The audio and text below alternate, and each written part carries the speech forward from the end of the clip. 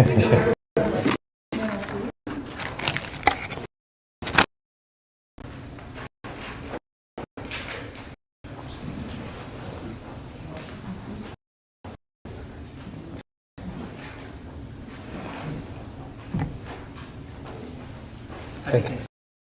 Thank you, Jack. Passing those out.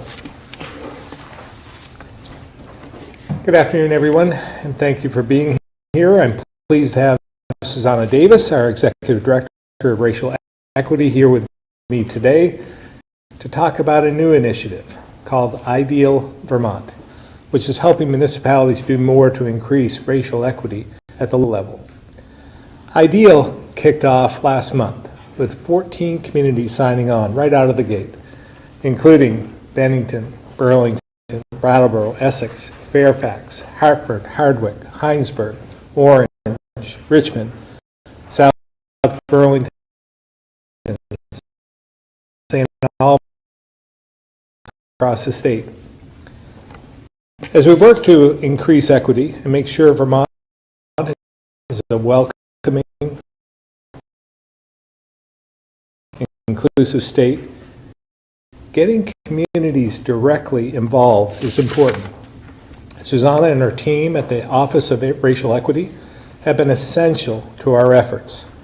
They've added an equity lens as we develop new policies, so we make sure barriers for everyone and rethinking the tools needed to address existing inequity. But this can't be just about a top approach. We need to hit the grassroots level as well, driven by communities themselves. And that's what this initiative aims to do. Towns will learn from each other with the guidance of Susanna's team, as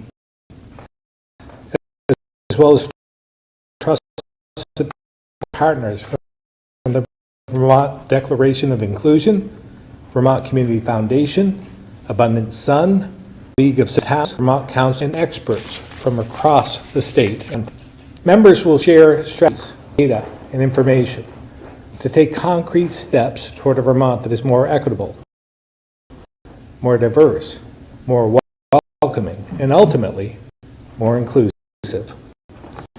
And this local perspective and collaboration is what makes us think this initiative will have a real impact. It will reflect a community-level commitment to these values and bring local leaders with that kind of thinking to the table, so we're all pulling in the same direction. That's why I was proud to propose the thing to help get Ideal off the ground, though I want to thank the Vermont Community Foundation for its investment in the program as well. The fact is, we need to do this work, because while Vermont is a great place to live with tight-knit communities who care about their neighbors, not everyone has been welcomed, and we have some work to do to make sure they are. We're not only with a stronger economy, more workers, the best schools and prosperous communities in every corner of the state. As I've said many times, one of the biggest challenges we face is our demographics, which impacts every financial ability to our work. To reverse these trends, we need to attract more young and diverse families, which will help grow our economy. To achieve this, Vermont must be more welcoming to families from all walks of life, which means we need to respect and celebrate our differences. This is critical to making sure we have the safe, healthy, and bright future we want for all of Vermont. And I think Ideal can help. So with that, I'll turn over. So as the governor stated, this is an initiative that brings municipalities together to take meaningful action on an initiative that has several main components: access to other thought leaders and a resource library and online platform. Education and training broadly.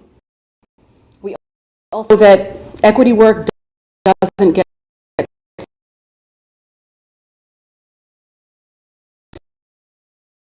solved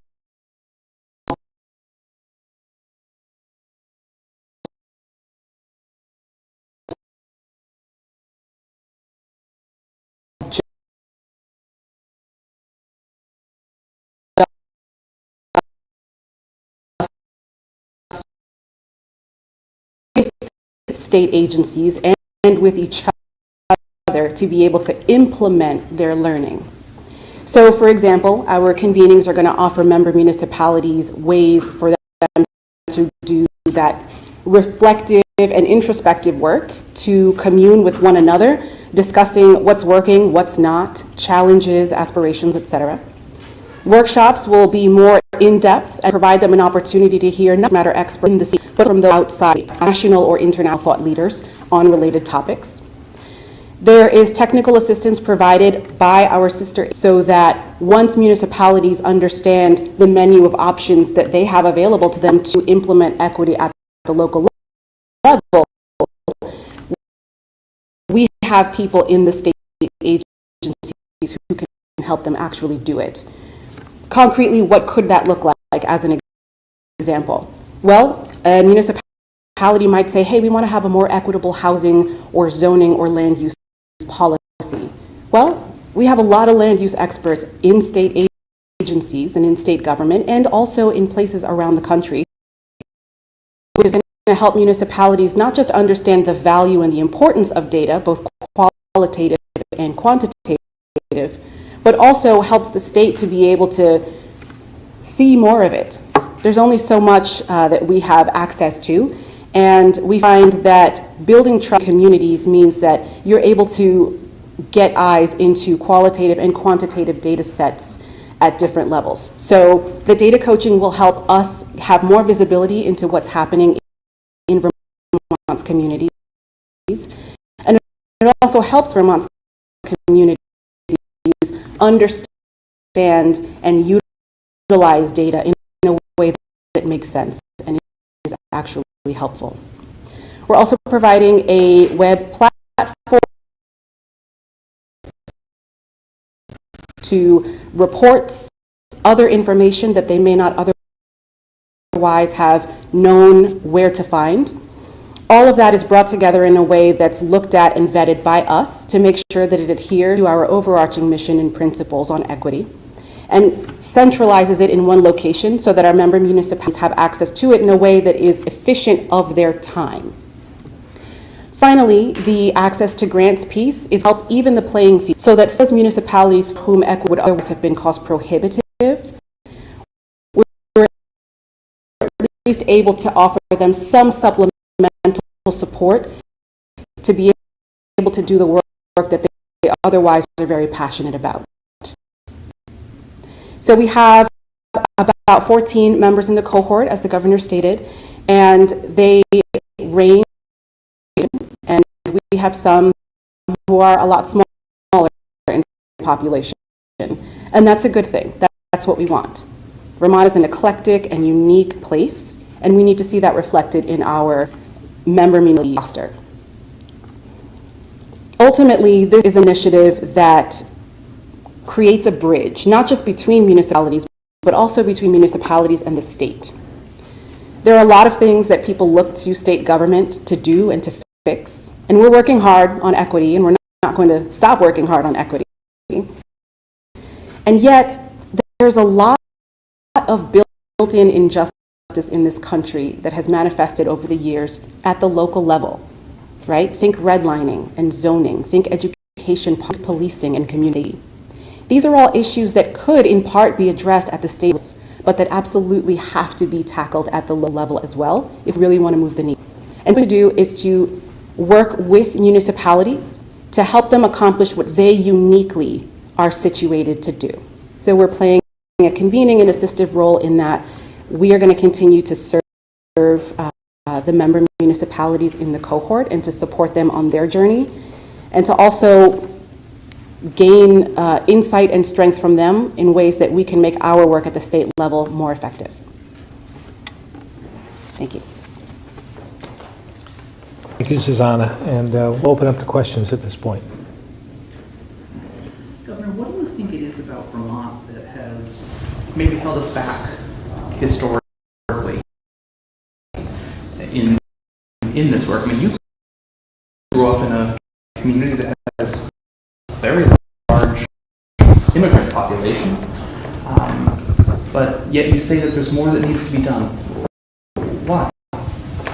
You know, it's interesting. I do think back about my upbringing growing up in Barrie, and I look at other communities, well, be it Rutland, having a diverse background in all types of immigrants. We stalled, and I don't know if it was the economy that we weren't really growing. We had a spurt of growth, and a lot of what we see, whether it's in the trades, particularly in Barrie and in Rutland, the stone trades, and that attracted many of the French Canadian population, those from Scotland, and other countries as well. But then that again plateaued, and then it knows the aspects of civilization, and much of the manufactured stone was done in China and India, and it really did undermine the market. So we haven't had the growth that I believe that we should. That's why we've been focused on trying to grow the economy and to have, but also to grow our diversity. So I believe that there's opportunity, and we'll be working to make sure that we bring a more diverse population into Vermont. Sandra, do you have reflections on that? What about our history can we learn from in this new chapter?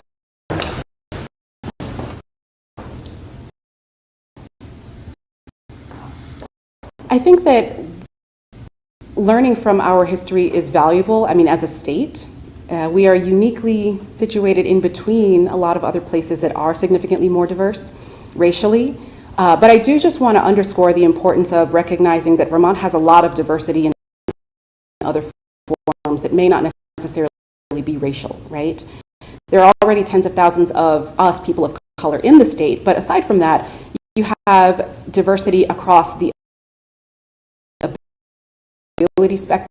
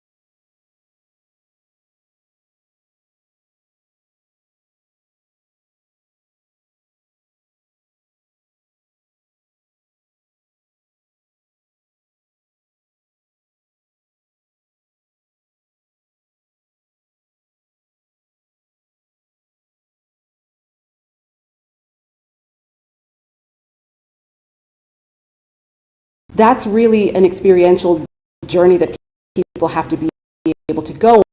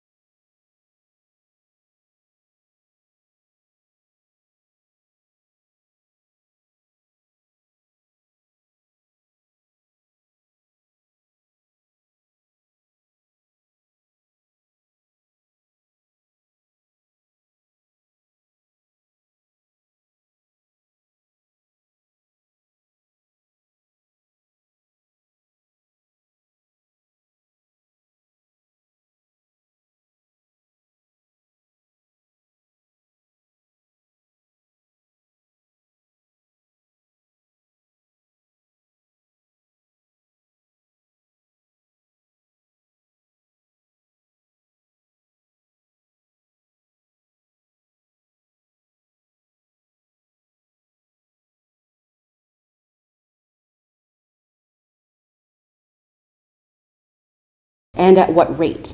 We're going to look at things like which municipalities are investing tangibly in equity. And that might mean making sure that local programming or youth programming is inclusive of more people, but it also might mean where are we investing, big picture.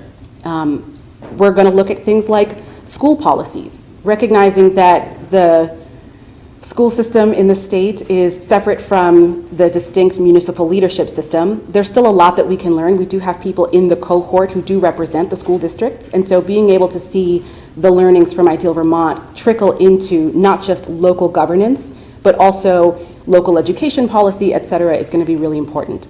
At the end of the day, a lot of the metrics that we're going to be collecting may not appear to be flashy or exciting, but they're important because the small and everyday ways in which inequity shows up at the local level, that's the needle that we're trying to move. And when it moves in such small increments that you may not necessarily see it in the big picture. But one of the things that's really unique about Vermont is that there's a big focus on community and on civic engagement at the local level, and so those effects really are felt locally. How much money has been committed for this initiative, and how much of that budget comes from the state of Vermont, and how much comes from the community foundation? $220,000 was committed from state of Vermont funds over the course of 2 years, supplemented by the availability of funds from the Vermont Community Foundation available to the municipalities to advance specific equity projects in their jurisdictions. I was wondering if you'd be willing to give us an update on where the Truth and Reconciliation Commission is at with its duties and what you see ahead as some of the next steps there.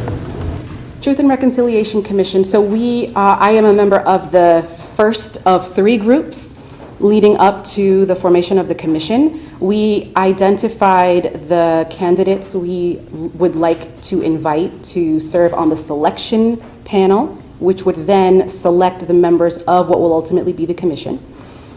We sent out a number of invitations. We had one-on-one conversations with our prospective selection panel members, and we had secured the correct number of people. We convened them for their first meeting, I think it was last week. And so right now the selection panel is getting up and running and preparing to potentially hire a staff person, because that is permitted under statute, so that they can have a little bit of administrative support while they work through selecting candidates for the commission seats. And based on your experience with that process to date, how are you feeling about, the prospective success of this endeavor? I think that everybody has a really different perspective on truth and reconciliation processes globally, especially, and to say nothing of here in Vermont. And so recognizing that mine is just one opinion, I tend to backload my expectations in this process. That is to say, I think that the greatest marker of our success through the truth and reconciliation process will be with what the state does after the findings are made. I think that truth-seeking and hearing people's stories and having them recount their truths and their histories is extremely important. And I don't want to undercut that. And yet, we don't want it to be in vain by asking people to be re-traumatized by recounting painful family histories if we're not going to actually try to remedy it and make it right. So my greatest expectations really are going to be on the back end with what state government does in response to the findings. Susan, I think we have to recognize that you're the only person of color in this room, which is probably something that you're accustomed to in this state, which is the reason that Ideal is so important. I wonder, when you moved here for this job, and we're so glad you took this job, you're doing a fantastic job, did you always feel included? Did you always feel that you were listened to and that the state government reflected you? Do you mean by virtue of my race or any other factors? Because I carry a lot of identities. I'm referring to your skin color. Okay. Did I always feel included when I came here? Well, there are always very few brown people in the room with me, so numerically speaking, no. Although I do think it's important that as the country and the state grows increasingly multicultural, that we also keep in mind that sometimes it's hard to know a person's ethnic background. And, you know, I have often been surprised in rooms, not knowing who else is with me in the room and that there are people in the room who are also people of color. So have I always felt included, like as a professional in my job, by my colleagues, by my bosses? Absolutely. I did feel listened to. I do feel listened to. I think that a small part of that is people being afraid to look like racist, so they're extra, extra nice for reasons they don't need to be. But for the most part, I do think that we're making an impact. And being the lonely only has a lot of challenges to it. And there's actually really fascinating research on the impact of being the lonely only on the allostatic load of a person. But you know, I'm measuring my feeling included by what we're getting done, how easy it is to get it done and to work with colleagues, internal and external, and centering not really my experience, but the experience of people of color across the state, because I carry a lot of privilege. And so my experience as the lonely only in a room is not the same as the experience of another person, a woman of color in Vermont, in the room. So I'm a little bit less concerned about how that's affecting me and more how it's affecting other people who don't have the level of access that I have had. And Governor, for you, obviously IDEAL is targeting racial equity and inclusion, but with the recent shooting in Colorado Springs, I was wondering how you're feeling Vermont is doing with equity and inclusion among all groups, including LGBT communities and others as well. Well, we can always do better, but we're moving in the right direction, I believe, here in Vermont. And it's taken some time, but again, I think we're ahead of many other states, but we always have room to grow, more to learn, and being more sensitive to the needs of others and being more compassionate, I think, is a big part of that. But listening is the most important thing. And again, being more sensitive to what others are feeling, how they're feeling, and making sure that they feel included. And specific initiatives like IDEAL, do you think that's necessary for other groups as well in the state? Well, I think we can learn a lot from what we're doing here. Again, just making sure that we're being more accepting, that we are, again, understanding what other people are going through, taking a walk in their shoes, and just being more aware. But we'll learn a lot from this, and I do believe that we can utilize this for other initiatives as well. Because it really does have to be a grassroots effort. I mean, you can take a top-down approach, you can proclaim something, you can pass a law, you can pass a resolution, but it's not as meaningful unless it's grown from the grassroots, and everyone then is a part of it. And when you're part of it, you want to be successful. To that question, in the past several days, advocates for the LGBTQ community have said that there is a direct line between language, legislative proposals that minimize or dehumanize, for example, trans people, say that they are not welcome in certain spaces like bathrooms or locker rooms or whatnot, with violence. There's a direct line, these advocates say. Your reflections on that, especially in the wake of the Colorado violence? Again, in light of that, but in what we've seen over the last month here in Vermont as well, we just need to step back and tone down the rhetoric and understand what people are going through. And I personally believe that we have the basic right to be whoever we want to be. It's a basic, fundamental human right. And we should all accept that. We should celebrate that, and we need to do more to make sure that we practice that. Do you think your own party, nationally, I mean your political party, not here in Vermont, but nationally, do you think that they need to hear that? Yeah, absolutely. Yeah, I think we need to, I think we're doing maybe as well as any other state. We have a long ways to go as well, but we have there's a huge divide across the country. Did you issue an open invitation to all municipalities in Vermont to join that? We had, I think it was 80, was that what it was? Almost 80. 80 that we sent the invitation to, correct? 83. And then we had 14 responses. So, but that's okay. We have to prove ourselves. We believe that the 14 we're starting with will pave the way for others to see what can be done and learn from that as well. Because it's difficult for small communities from a staffing perspective, just understanding what's available to them. And I think this is an approach with our help to a helping hand from the state can show the way for them to take advantage of this as well.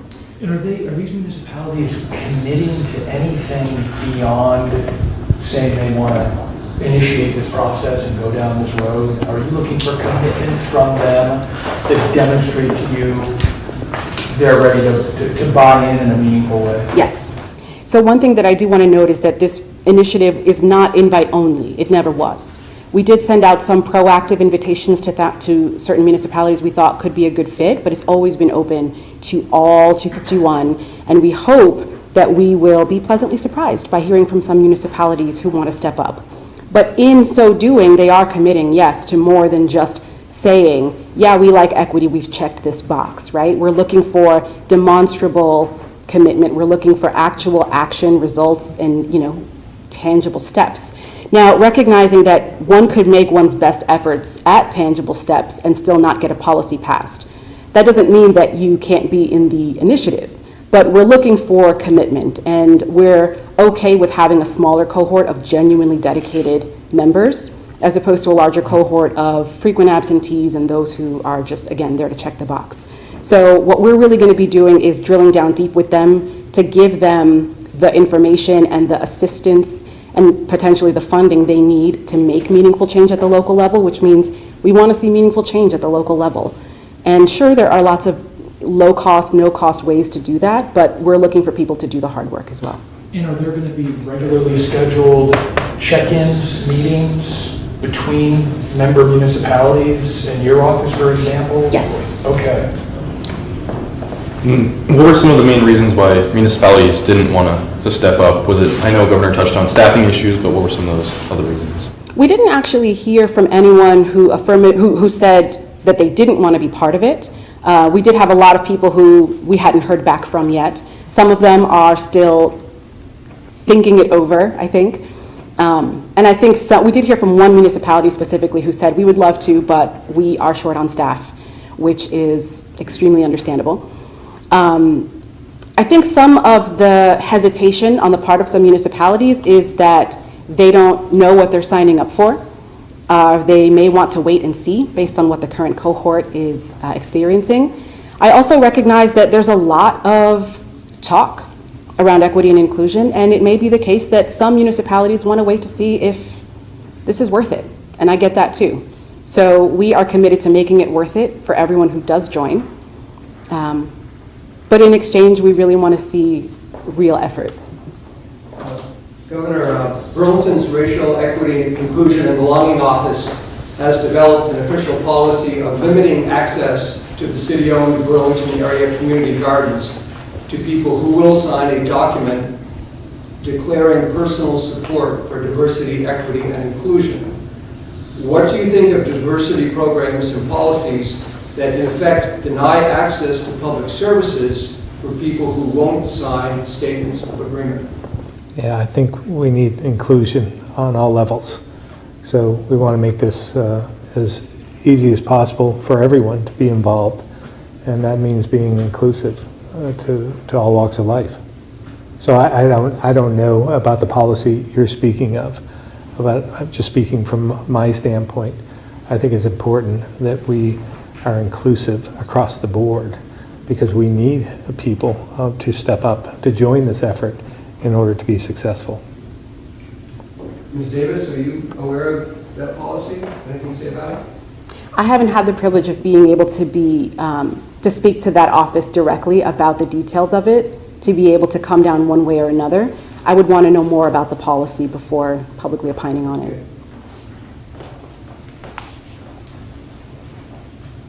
Governor, we are week or two out from the election. Now that the dust has settled on some of these statewide and local races, what's been on your mind recently as you kind of ruminated on the results? Locally or here in the state? Oh, here in the state. Yeah.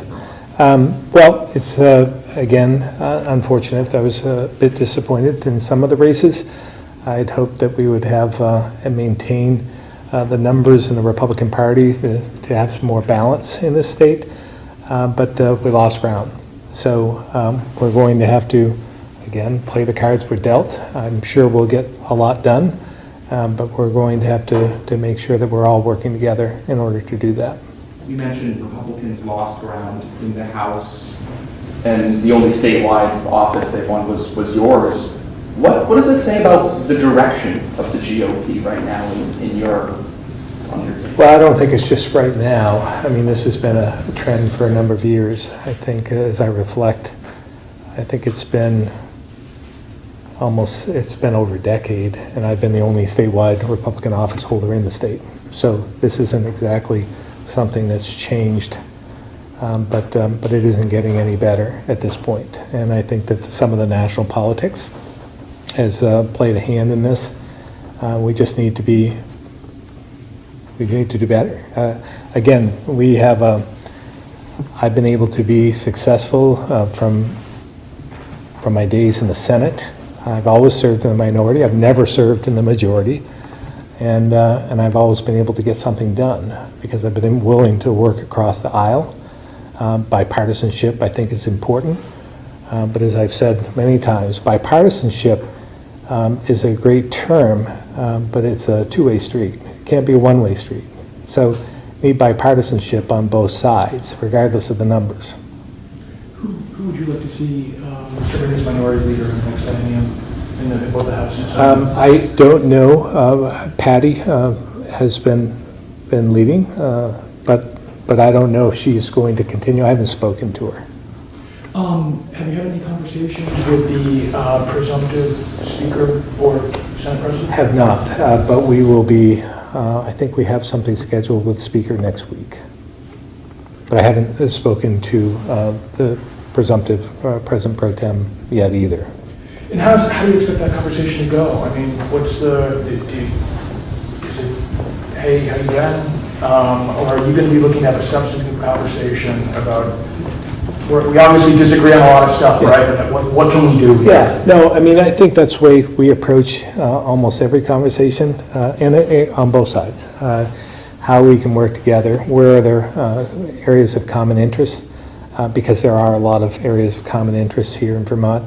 We just may not agree on the path to getting there. So we'll have those conversations, and again, have a deep amount of respect for the Speaker, and I've worked with the presumptive Pro Tem, Senator Baruth, in the past. I served with him as well, so it's not as though I don't know the different personalities and different people. Can you anticipate a similar conversation with? Yeah, no, we've always had a good relationship, and I look forward to continuing that. Since this is Thanksgiving week, I guess I'll ask both of you, what are you thankful for this year? Well, I'm, again, thankful that we no longer have the pandemic over our head, that we've moved forward. We've come a long ways in the last 2 or 3 years. We've been through a lot together as a state.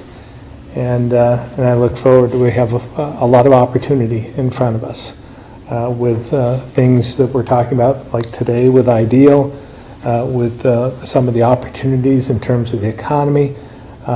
We have a lot of federal money that has been appropriated to us. We have an opportunity to really transform the state in a positive way. So I look forward to doing the tough work, working together with others who have the same thought process and the same goals. And I'm certain that Vermont, I feel very good about the direction of the state if we can work together, because we have a lot of opportunity here.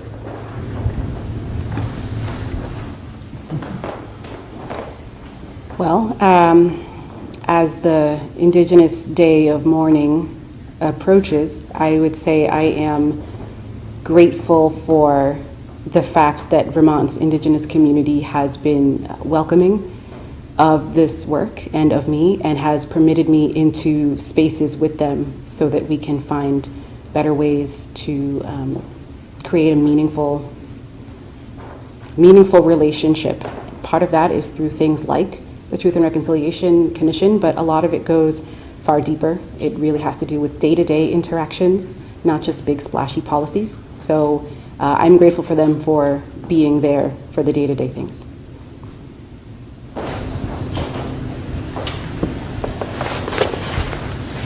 Okay, thank you all very much. Thank you. Have a wonderful Thanksgiving. You as well.